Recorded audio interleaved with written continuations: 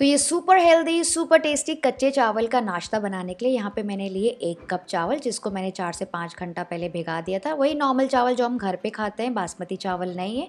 और फ्रेंड्स, अगर आप जल्दी में है ना, जैसे मान लीजिए सुबह नाश्ते के लिए अगर आप बनाना चाहते हैं तो इसको रात को ही भिगो के रख दीजिएगा, तो उससे भी जल्दी आसानी हो जाती है पीसने में और आपका नाश्ता जल्दी से तैयार हो जाएगा। तो बस ये चावल अच्छे से भीग गए, कम से कम इसको 4 से 5 घंटा तो ज़रूर भिगाइएगा। तो इसका पूरा एक्स्ट्रा पानी निकाल देंगे और फिर इसको ट्रांसफ़र कर लेंगे ब्लेंडर में। तो मैं आधे चावल बैचेस में कर रही हूँ, तो पहले एक बैच का चावल डालेंगे, मतलब आधे चावल डालेंगे। और आपको लगे तो थोड़ा सा पानी डाल सकते हैं, 1 से 2 टेबलस्पून। बस 2 टेबलस्पून पानी मैंने इसमें डाल दिया और इसको अच्छे से स्मूथ कर लेंगे। तो सबसे पहले इसको चला लेंगे, फिर मैं आपको आगे बताती हूँ क्या करना है। तो सबसे पहले इसको ब्लेंड कर लेंगे थोड़ी देर के लिए। तो ये देखिए, अभी मैंने पूरा ब्लेंड नहीं किया है, थोड़ी देर के लिए इसको मैंने ब्लेंड किया। अभी थोड़ा सा दरदरा ही है। तो इस वक्त हम इसमें क्या करेंगे, इसमें हम डाल देंगे आलू। तो ये बॉईल किया हुआ आलू है, जिसको मैं ऐसे थोड़े से टुकड़ों में करके डाल रही हूँ।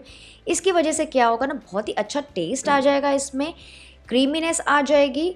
और क्या होगा ना, जो हम पैनकेक्स बनाने जा रहे हैं ना, जो नाश्ता बना, थोड़ा सा करारा भी बनेगा और उसका कलर भी बहुत बढ़िया आएगा। एंड एक और इम्पॉर्टेंट चीज़, इसकी वजह से बाइंडिंग भी हो जाती है। तो इसको भी अच्छे से पीस लेंगे। ये देखिए, आप देख सकते हैं इसका टेक्सचर कितना स्मूथ है और एकदम क्रीमी है आलू के डालने की वजह से। बिल्कुल ऐसा ही कंसिस्टेंसी हमें चाहिए।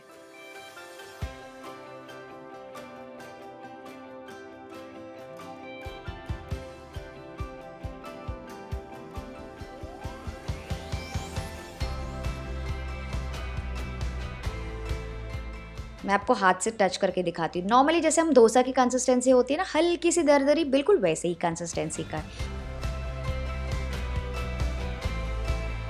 तो इसको ट्रांसफ़र कर लेंगे एक बोल में और इसी तरह से दूसरा बैच भी पीस लेंगे। तो मैंने दोनों बैचेस अच्छे से पीस लिए और दूसरे बैच में भी मैंने एक और बॉयल आलू डाला था। तो टोटल 1 कप चावल में हमको डालना है 2 बॉयल आलू।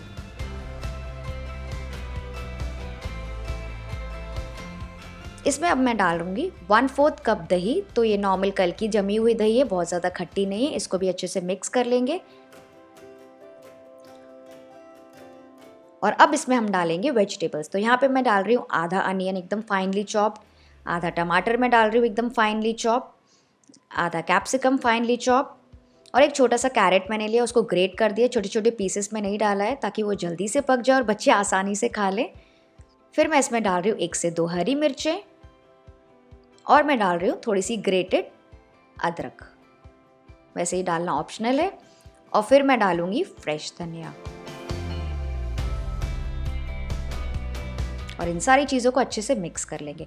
तो फ्रेंड्स, ये जो नाश्ता है ना, बहुत ही टेस्टी बनता है, खास करके बच्चों को तो आपको ज़रूर ट्राई करना चाहिए। सारी हेल्दी चीज़ें हैं इसमें और इसमें आप चाहें तो और भी वेजिटेबल्स डाल सकते हैं, जैसे पत्ता गोभी डाल सकते हैं, मटर या कॉर्न्स क्रश करके डाल सकते हैं, पालक डाल सकते हैं, मेथी डाल सकते हैं।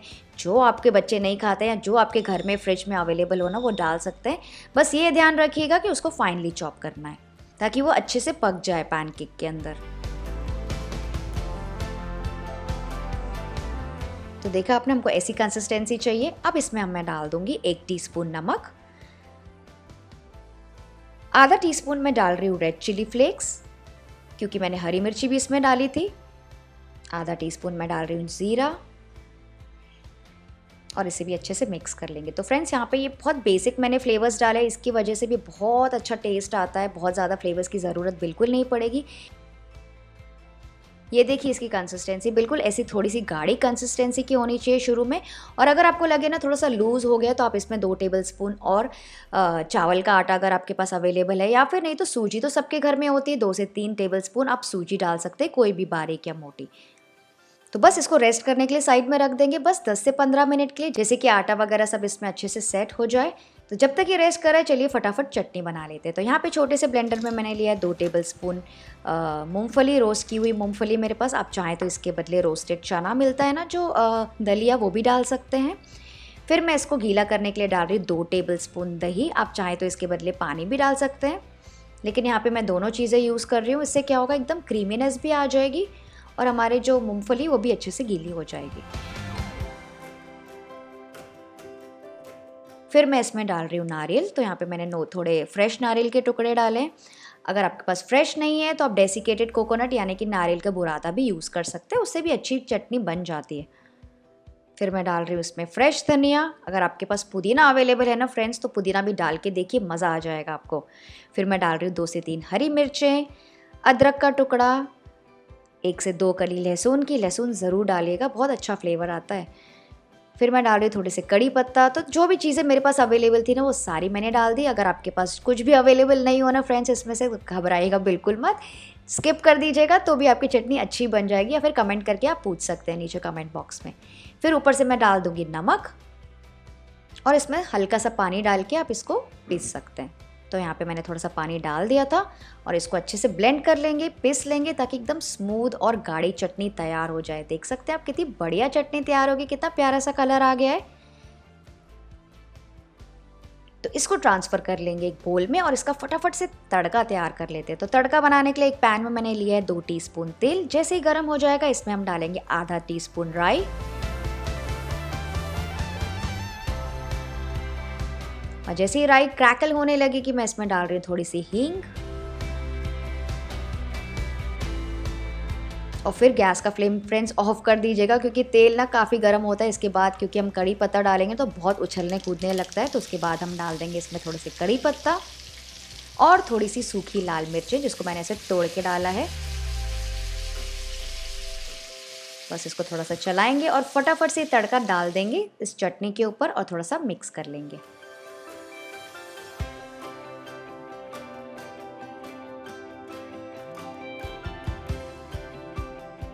तो ये देखिए हमारी झटपट चटनी तैयार हो गई, बहुत ही ज़्यादा मज़े की लगती है, स्पेशली इस नाश्ते के साथ। तो आप ज़रूर ट्राई करके देखिएगा।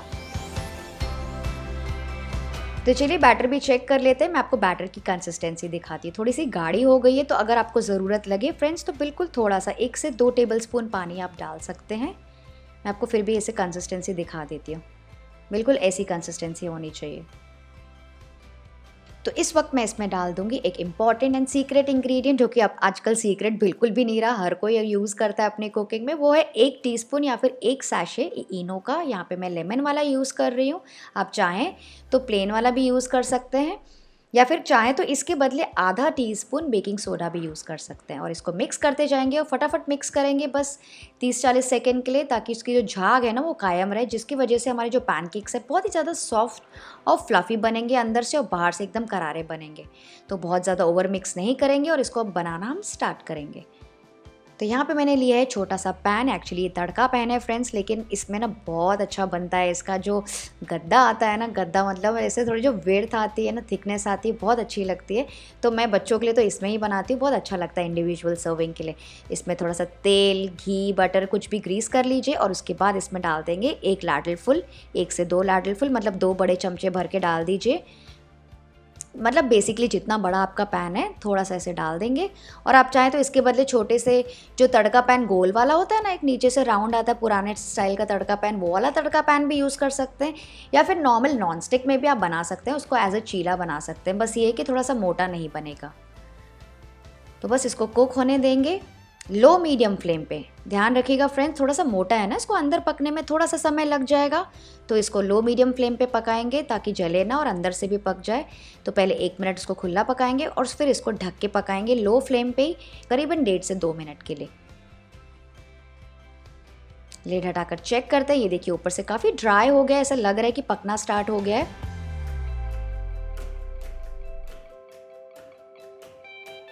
तो इस वक्त मैं इसको फ्लिप कर दूंगी।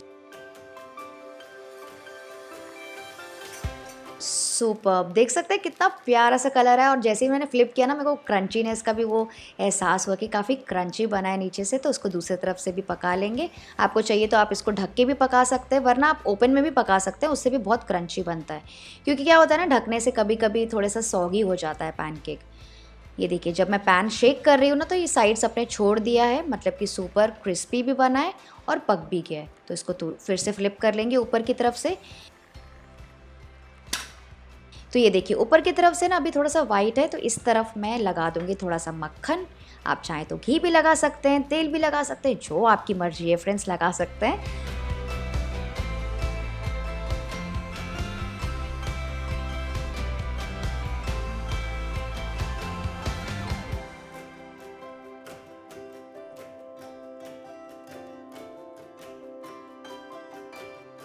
और इसको अच्छे से ग्रीस करके इसको फिर से फ्लिप कर लेंगे ताकि इस तरफ से भी अच्छे से पक जाए। तो फ्रेंड्स, मैं हमेशा ट्राई करती हूँ आपके लिए अच्छे अच्छे नाश्ते, हेल्दी रेसिपीज़ बनाने की कोशिश करती हूँ। तो अगर आपको मेरी कुकिंग वाकई मज़ेदार लगती है और अगर आपको ऐसा लगता है ना फ्रेंड्स कि आप लोग ने कुछ सीखा मेरे वीडियो से, तो इसे लाइक ज़रूर कर दीजिएगा। मुझे बहुत अच्छा लगेगा, बहुत मोटिवेशन मिलेगा मुझे। तो इसको थोड़ा सा दबा के इसे पका लेंगे। जैसे आपको ज़रूरत लगे आप खुद को समझ में आ जाएगा कि अच्छे से पका है कि नहीं। वैसे हमने ढक के पकाया था ना इसको 1-2 मिनट के लिए, तो अंदर तक के भी अच्छे से पक जाता है। तो बस ये अच्छे से पक गया है, इसको निकाल देंगे और इसी तरह से बाकी के पैनकेक्स भी तैयार कर लेंगे।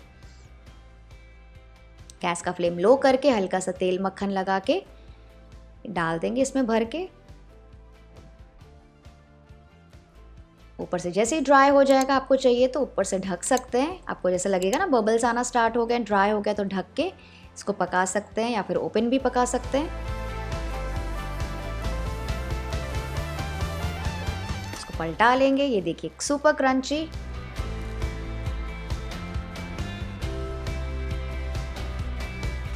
और फिर से ऊपर की तरफ पलटा के थोड़ा सा फिर से तेल मक्खन लगा के इस तरफ से भी थोड़ा और करारा कर लेंगे।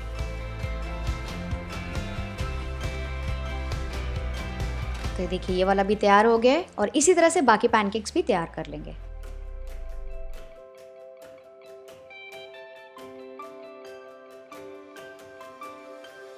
तो बस सारे पैनकेक्स तैयार हो गए, इनको हम निकाल देंगे। तो इनको मैं प्लेट में निकाल रही हूँ, एक एक दूरी पर थोड़ा निकाल रही हूँ, एक दूसरे के ऊपर नहीं निकाल रही हूँ, क्योंकि क्या होता है ना फ्रेंड्स, ये तुरंत अभी मैंने बनाया है, क्रिस्पी है, तो आप इसको एज इट इज़ एंजॉय कर सकते हैं। अगर एक के ऊपर एक रख देंगे ना तो उसमें से पसीना छूट जाएगा, मतलब वो सौगी हो जाएंगे और गीले हो जाएंगे, फिर वो मज़ा नहीं आएगा, इतनी मेहनत चली जाएगी उसको करारा बनाने की। तो बस ये सारे तैयार हो गए, इनको इस चटनी के साथ परोसेंगे। अब मैं आपको एक तोड़ के भी दिखाती हूँ। ये देखिए बाहर से क्रंची बना है, इसका गद्दा तो बहुत ही बढ़िया है और मैं आपको अंदर से भी दिखाती हूँ, एकदम बराबर पका हुआ है। 1% भी ऐसा नहीं कि कच्चा है, कि इतना मोटा है तो अंदर पका नहीं है, बहुत ही अच्छे से पका हुआ है फ्रेंड्स। मैंने काफ़ी बार इसको बनाया अपने घर पे, इसको एंजॉय करेंगे इस चटनी के साथ। तो फ्रेंड्स, अगर आपको मेरी रेसिपीज़ रियली यूज़फुल लगती है ना तो इस वीडियो को लाइक ज़रूर कर दीजिएगा। मैं आपसे मिलती हूँ, बाय बाय।